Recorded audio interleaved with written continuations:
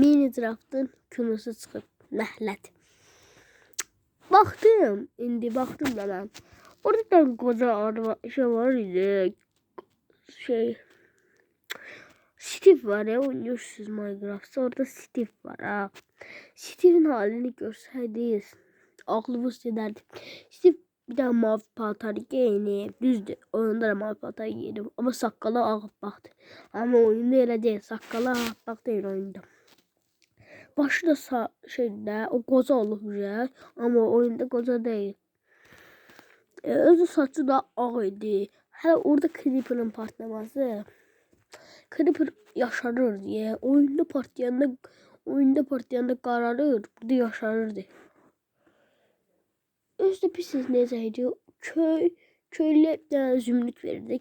Köylülər zümrüt verirlər. Qaşlığında heç nə vermirdi. Köylü qaçırdı evinə. Belə şey ola bilməz. Siz də baxın. Yəni baxın.